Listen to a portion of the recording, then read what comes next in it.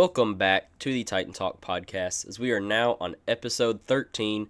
Here, we just wrapped up on a good episode of the Titan Talk Awards. If you have not checked that out, you need to check that out. It was a great episode. We had a lot of interesting thoughts there and very surprising winners there, but now we're going to move into this week. Robert Saleh just got hired as the Tennessee Titans' new head coach.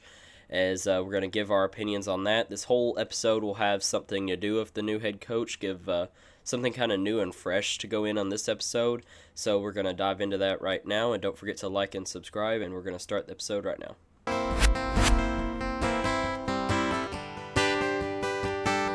Now, starting back into it, as we are going to go over this segment called One Word Saleh, as we each are going to go around and give one word to describe the Titans hiring to Robert Saleh and what we think it means for this franchise going forward. Let's start with you, Luke. Culture. Take a look at some of the greatest coaching tenures in the NFL. Bill Belichick and the dynasty of the Patriots, the Patriot Way. Pete Carroll, the Legion of Boom. Andy Reid and Patrick Mahomes' New Era Chiefs. Everything in common has a coach setting a culture that his team buys into that allows them to win games. I think that's the key. And while I don't think Robert Saleh was one of my top candidates at all to get the Tennessee Titans job, I do think that he can bring a culture to the Titans. And when you have guys like Jeff Simmons who are willing to buy into that, that can be a very good thing. That can take a team that should be 5-11 and bring them to 9-8, put them in the wild card, or a team that should be 9-8 and bring them to 12-5, 13-4, and really elevate them to the next level. I think you're seeing that with the Seattle Seahawks. Yes, the Seahawks are good, but the Seattle Seahawks are not on paper as good as they have been performing. But Mike McDonald brought a culture to them. And I think that's what Robert Saleh can do for us. Yeah, I agree. That's a really good example there to describe what this Robert Saleh hire means to this team going forward. As you've already seen a bunch of players make comments on the hire, like you've seen Jeffrey Simmons' tweet online. Seen a couple other guys give their thoughts on what they think it means going forward. The one word I'm going to use to describe Robert Saleh to the Tennessee Titans is foundational. That's pretty much this whole entire head coaching process. That's all Mike Bergonzi and what's his name, Chad Brinker. They both have been harping on we need a foundation to set to build this franchise up and get it running from the ground up.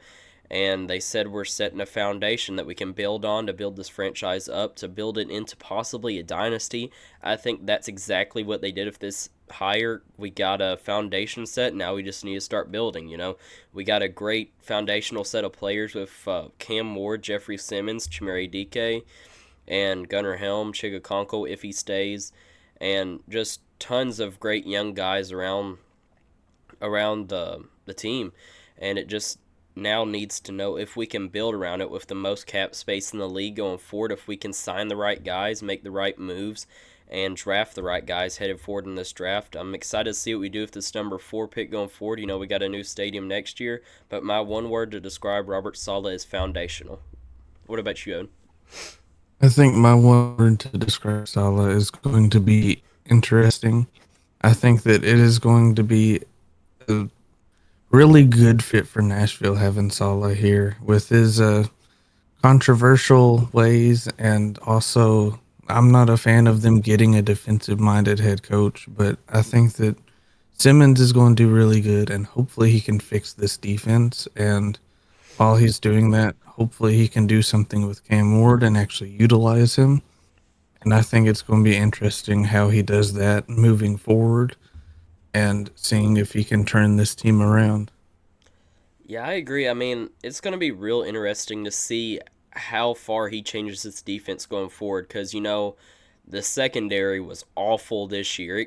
It was not terrible at the beginning of the season. Then they made it awful themselves. So I'm curious to see how and what he does to fix the secondary going into next year. Maybe it's the draft or maybe it's free agency. But I do think that's something he will get fixed, and I have no doubt he will make this team into a top 10, possibly even top 5 defense going into next year.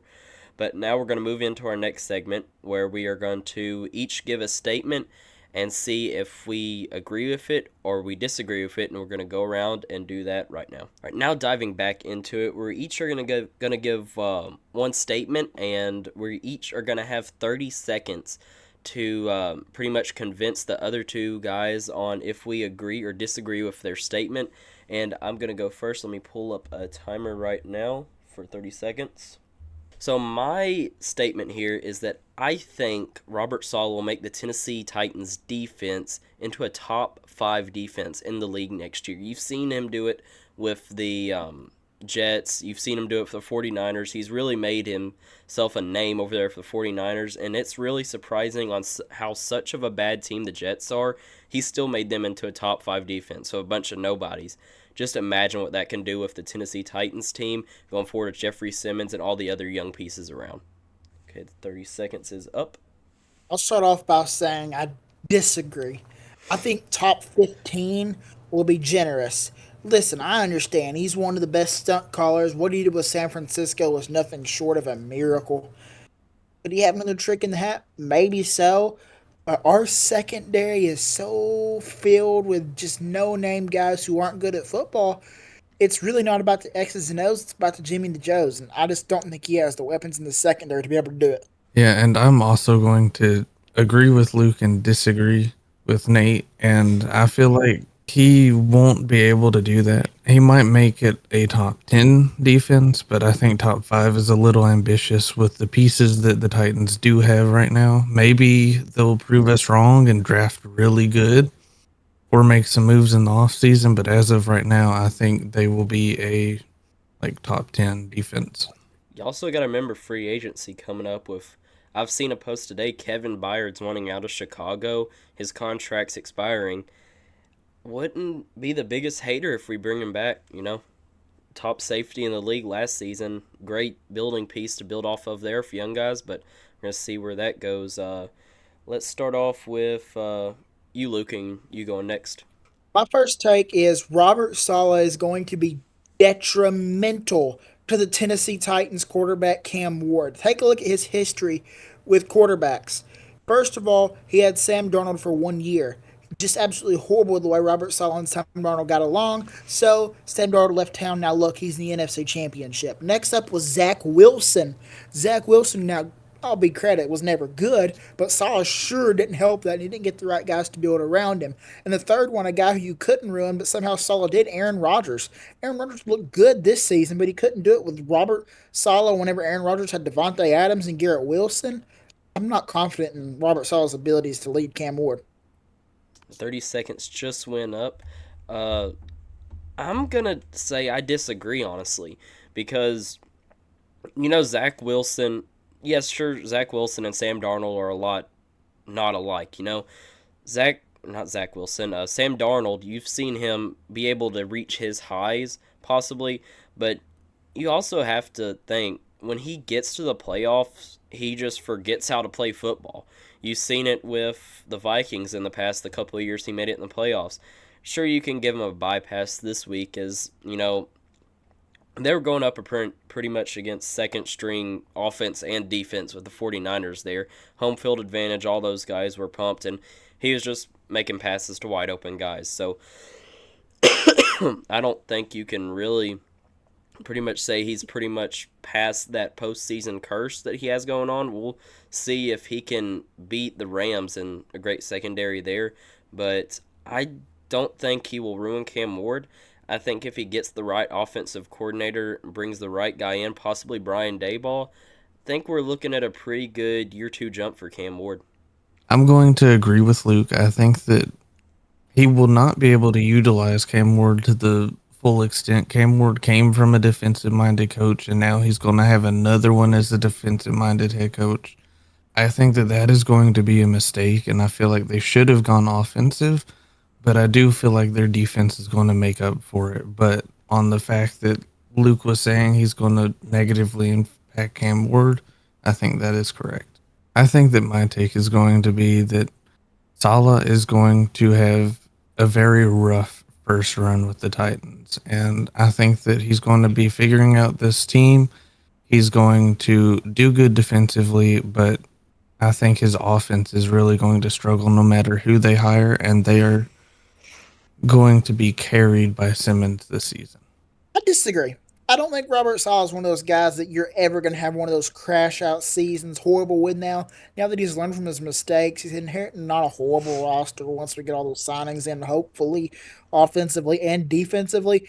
I feel like Robert Saleh, at a bare minimum, is going to get you 6, 7, 8 wins. Like, that's his floor right there. And I don't see the Titans really being in the top five draft picks again next year. I don't see us having such a dumpster fire season. I think we are going to improve on all three facets of football.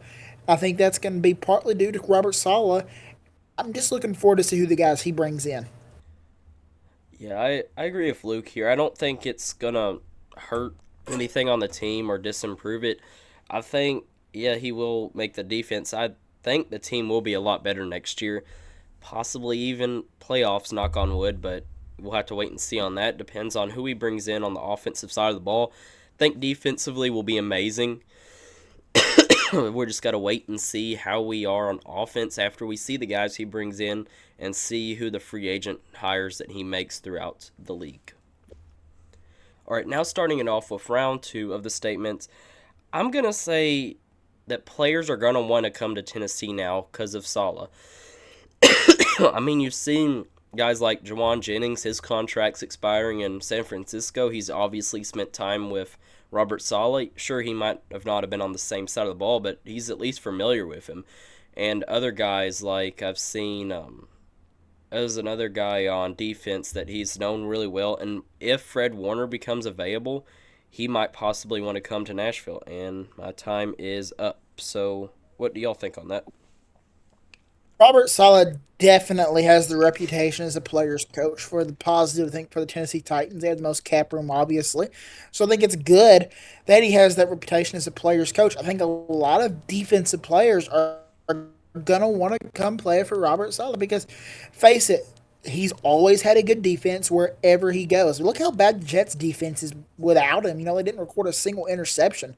He was working with just bones and dreams in San Francisco last year with all the injuries and look did a pretty good job.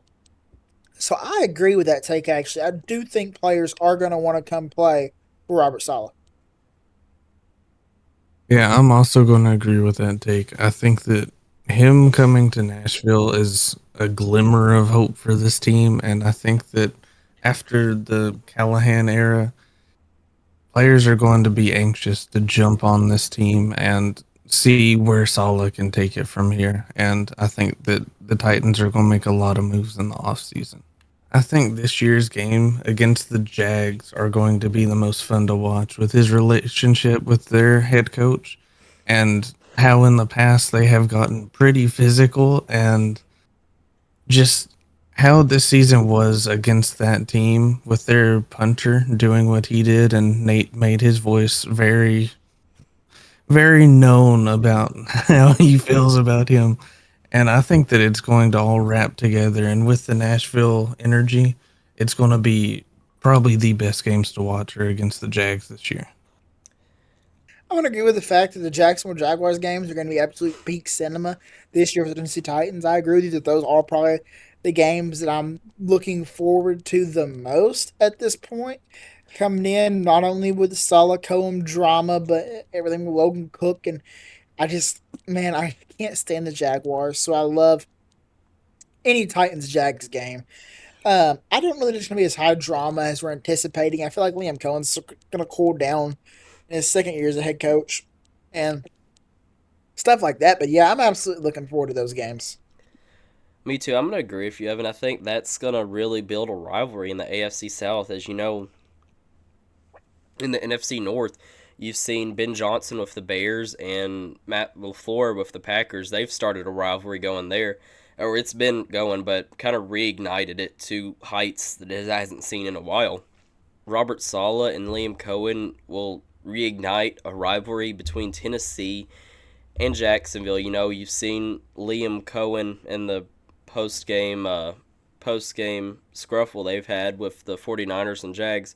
Liam Cohen saying, "I will end your life" to Robert Saleh. So I'm kind of interested to see where that gets him if he tries that again, because, Robert Saleh is probably twice his size. So I'm kind of interested to see if that kind of starts a fight. But yeah, that's my opinions on that. My take is that Robert Saleh's offensive coordinator hire will be the biggest hire in the history of the Tennessee Titans organization. This is head coach, coordinators, owners, I don't care what it is. This hire has the opportunity to put the Titans on a trajectory to get back to the promised land, or it has the opportunity to set the Titans back half a decade at the least. This is more important than the Callahan. This is more important than the Vrabel fire and hire. Any general manager hire, Jeff Fisher. This is the most important hire, and it's not even the head coach. I'm going to agree. I think the offensive coordinator hire is almost as important as the head coach hire was, possibly even more important than the head coach hire now. Because you think since they targeted a defensive minded coach, they're really going to have to match that on the offensive side of the ball with whoever they get on offense, whether it's Brian Daboll. I hoped it was going to be Mike McDaniel, but now that's obviously not going to happen. He went to Los Angeles. But I agree. I think that's going to really show where this team will go in the future. Yeah, I'm also going to agree with Luke. I think that with them taking the defensive coach and McDaniel being off the list now, I'm not really sure who to really cheer for to get the spot. But I think that they're going to really have to be super picky with this decision when they make it. That way they can kind of balance it out and hopefully get Cam Ward some help, and hopefully Restrepo will get out on the field as well, because I know that Luke loves him. There is one thing I want to touch on on the whole offensive coordinator and the staffing hires for the coaching part. As I remember back in a couple years ago when Brian Callahan got hired, we was all waiting to see who he's going to bring in for his coaching staff. We did not find out until almost the end of May, which that's kind of sad.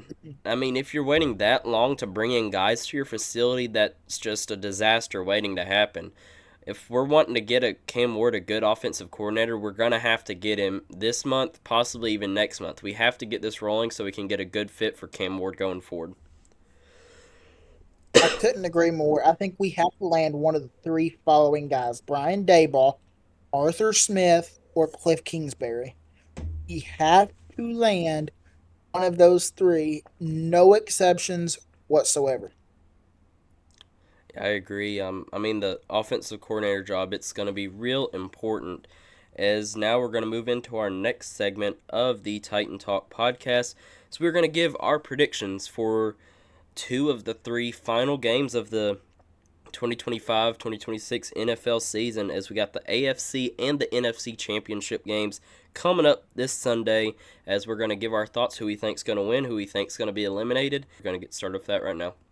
All right, now getting started off with the conference championship round of the NFL playoffs, starting off this Sunday at 2 o'clock. We have the number... Wait a second. I've got something I want to say. God blessed the Los Angeles Rams, because finally, after the trials and the tribulations, the ups and the downs, the Chicago Bears have lost. And trust me, it wasn't an easy going game.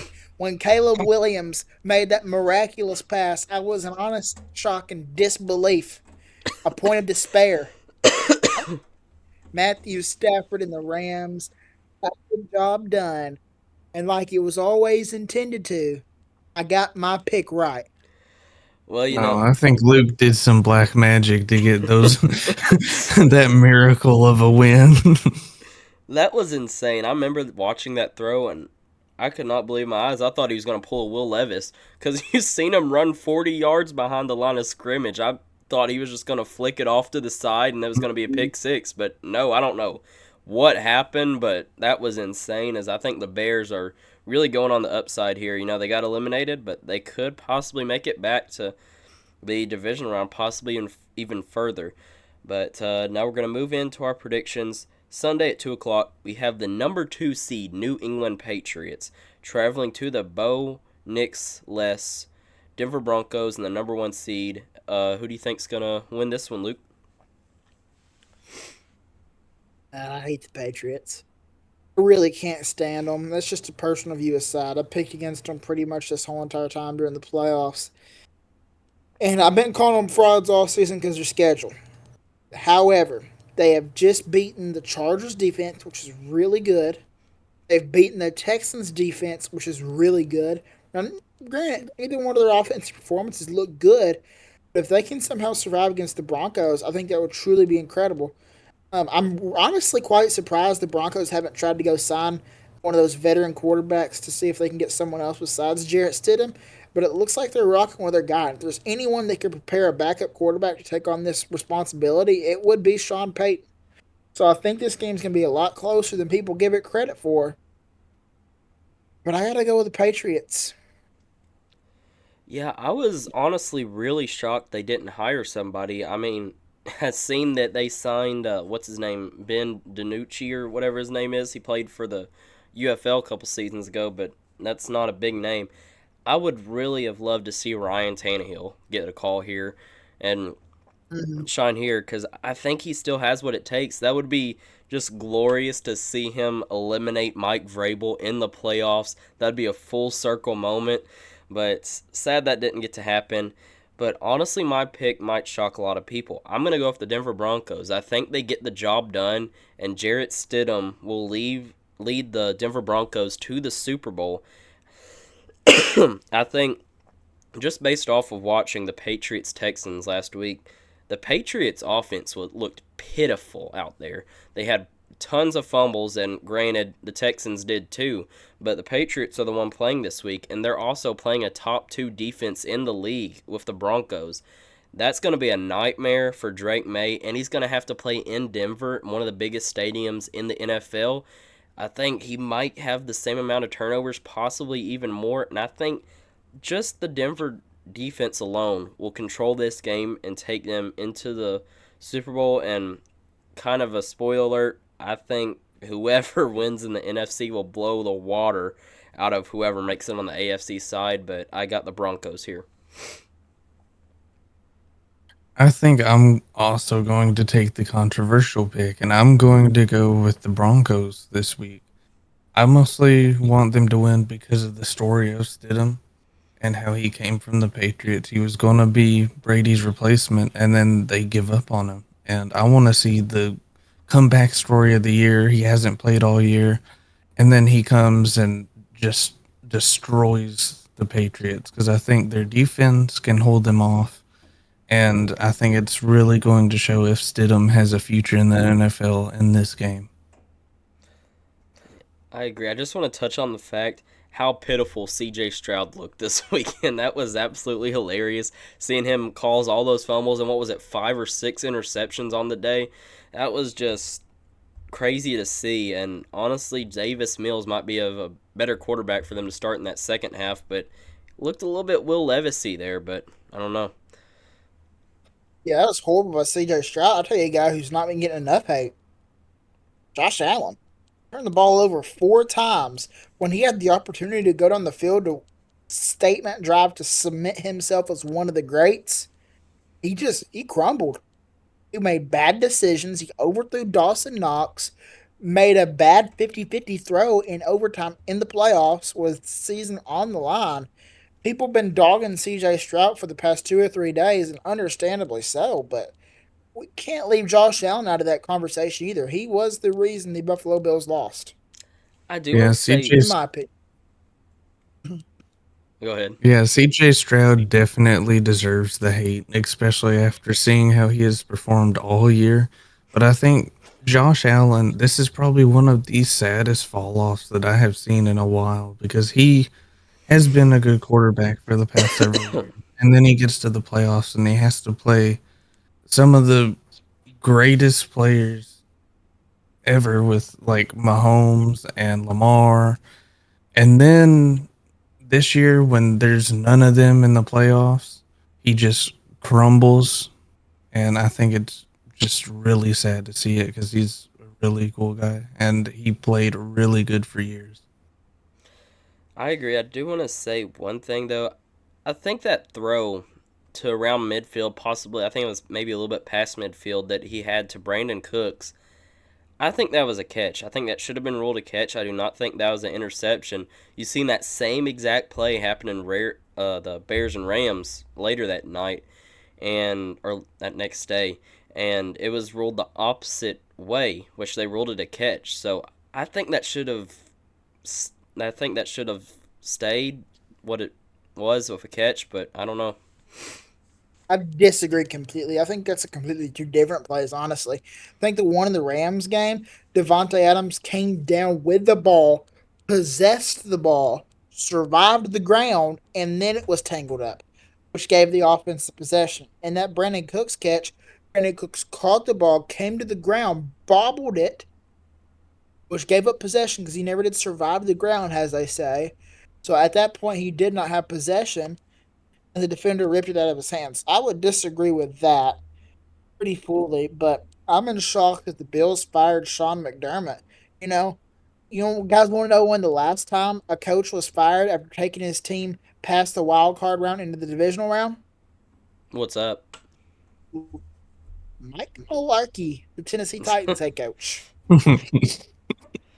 Oh goodness! And hey, we hired Mike Vrabel immediately after that. So hey, hopefully that means Robert Saleh might turn out. But we'll have to wait and see on that. As now we're gonna give our predictions for the last game in the conference championship round. We have the number 5 seed Los Angeles Rams traveling to the number two, not number two.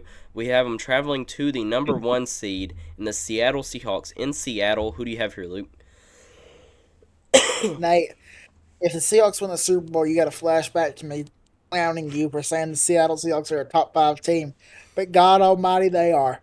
And I'll tell you what, this is the Super Bowl in this game right here, and I am thrilled to be alive to watch it. The question is, can Sam Darnold string together a good game? Because he can't just get by this game. Sam Darnold has to play well if they want to win this game, and I'm going to bet against him. I'm going with the Los Angeles Rams, the Bear defeaters, the Panther defeaters, and what's about to be the Seahawk defeaters. Give me the MVP. Give me Matthew Stafford to go on a vintage run. I'm gonna agree with you. I think honestly, I don't think the Seahawks stand a chance. Obviously, it might be pretty close. I just do not trust Sam Darnold in the playoffs. As I've said the past couple of weeks, he got by against the 49ers. I don't think he had much competition there. They was really run down on injuries. So I got the Rams here, and I got them winning the Super Bowl of whoever wins on the AFC side. I'm going to be the odd one out, and I'm going to say that the Seahawks are going to win this week. I think that they are a really underrated team. I think that they do deserve the hype that they get, and I know that Darnold is the weak link in this team, but they have proven themselves over and over this season. And I think it was like halfway through the season, I said they were winning the Super Bowl, and I could still see it happening. I agree. I think they have a chance at winning the Super Bowl. It all just going to depend on if Sam Darnold can play up to those levels as he has not yet. As that's going to wrap up our predictions. Next week, catch us here for our Super Bowl predictions. As might be very one-sided. We'll have to wait and see on that. We will also in 2 weeks have the final predictions records out for all of us. See who wins in the predictions. But now we are going to move into the next segment as we will give our final full thoughts on what we think of the Robert Saleh head coaching hire here for the Tennessee Titans. So we're going to jump over to that right now. Now jumping into the last segment of this Titan Talk podcast episode is we're going to go over our final full thoughts on what we think of the Robert Saleh hire. As you know, I think it was earlier this week. It was a lot of, are we going to hire Matt Nagy? Are we going to hire Robert Saleh? Or will Sean McDermott come out of nowhere and just get the job? But seeing Robert Saleh get the job, as Titans fans were traumatized that it might be Matt Nagy, and rightfully so. I'm glad it's not. But what do you think of the Robert Saleh hiring, Luke? And I was one of the few Titans fans who would have rather had Nagy over Saleh. You can probably tell by this podcast, but I'm not a fan of the hire. I don't think he's what we. I think he's a good coach, great coordinator. I think he can have success in the second 10 years as head coach, but I don't think he's what the Titans needed. I really don't. I think they needed a young, new, inspiring, positive, uplifting offensive wizard. And I don't think that that is Robert Saleh. I do not think that he was the fit for this job. I think he would have been great somewhere like Baltimore, Pittsburgh, get teams that need to find their identity again on defense. Let's face it, you're not winning football games unless you can score more points than the opponents. I think the Titans needed to focus offensively heavily. If he brings in a great coordinator, I do think he can form a culture. I do think, like you said earlier in the podcast, Nate, that guys are going to want to play for Robert Saleh. So I think he is a piece to attract people in free agency, a lot better than Matt Nagy would be. But the thing is, I'm just scared on his development with Cam Ward because we saw it go to disaster his first 10 year with the Jets. Yeah, I do want to say that I do think Cam Ward will be fine, as especially if we get Brian Dayball. I know there's been a lot of questions on who we will hire as offensive coordinator. I mean, Brian Dayball, he developed Josh Allen, if you think about it, with his time there, with his time being a rookie and going into his first and second year. You've seen the highs that Josh Allen's gotten to. But I think Cam Ward will be just fine. I think this head coaching hire was good. I don't think it was bad whatsoever, as it could have been way worse with Matt Nagy. I was petrified we was going to hire him. I was scared to death. That would have turned the franchise completely around and way down. And I'm just glad that we got a guy here that can establish a culture, establish a foundation of players, get this team moving forward in the possibly playoffs here upcoming. And I really want to see this team turn around and see where they go in the future. I'm going to agree that it wasn't what they needed, but I do think it was a good choice to get him. I think that the offensive position that they do pick up is going to be either win or lose for this team because they do need someone who can develop him more and someone who does bring that very like gritty offensive mind to it. And I think that they did mess up in the fact that they didn't get someone in that in the head coach, but I think they can make up for it still if they get the right person. I do want to touch Yeah, I on. mean, Oh, go ahead. I was just gonna say, I think. All right, think about what we're comparing it to. Robert Saleh is a slightly above average coach, in my opinion, in the NFL, and he's coming off the backs of Brian Callahan. He didn't know the rules to a coach. My mom can name you three players in Titans history: Eddie George, Steve McNair, and Derrick Henry. I have just as much confidence in her knowledge of football as I do at Brian Callahan. He was pathetic and pitiful. Mike McCoy looked marginally better than Brian Callahan as a head coach, and Mike McCoy is not good at all, not one bit. So we can't complain because we're getting an absolute massive upgrade with Robert Saleh. He's just like Evan said. I think he's good. He's just not. He's not the flashiest man. He's not the guy who you want to say, "Oh yeah, bring him to town. We're so excited." But let's see. Yeah, I think I there's a think lot of similarities with the Vrabel hire. Vrabel Yeah. was not this all great prospect. Whenever he was hired to be the Tennessee Titans coach, he was sort of just like Robert Saleh. I think that he's going to be really good defensively, but I think where he's going to shine is he is solid. People are going to want to come here. It's going to bring culture to Nashville again, and I think that his like controversial way with the Jags coach and having that little bit there, I think is going to bring a big boom to Nashville, and I think the Titans are going to start going up in that way. I've seen a lot of people compare this to the Jets like they were a couple seasons ago. I want to touch on that a little bit. The Jets was not the greatest of scenarios jumping into. The Titans, I do want to say they're a completely better situation to jump into right now than what the Jets were when he got hired there. Jets had Zach Wilson, had a terrible offensive line, nothing really to build around there, and he got them to 7 wins 2 years in a row. That's really impressive to look at there. And if you look at this team, I think they're a better foundational group than what the Jets were. And obviously, he made their defense a top 5 team with just random guys around the team. As you know, they had Quinn Williams there for a little bit. That's honestly one of the only, well, C.J. Mosley, that's the only 2 players I can think of that was on that defense. And they were still a lights out defense, top 5 defense of the league.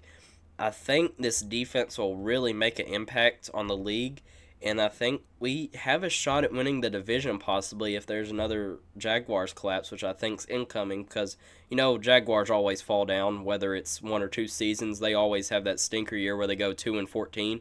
Hopefully it's next year because I love seeing the Jaguars be terrible. And Salah's gonna beat them down, that's for sure, one way or another. But yeah, that's my thoughts on that. As do want to thank y'all for watching this episode of the Titan Talk podcast. Closing out episode 13. Catch us here later this week for an episode. We will be giving our way too early power rankings for the 2026 season. We're going to go through all 32 teams in the NFL. It's going to give our thoughts on that later this week, and catch y'all next time.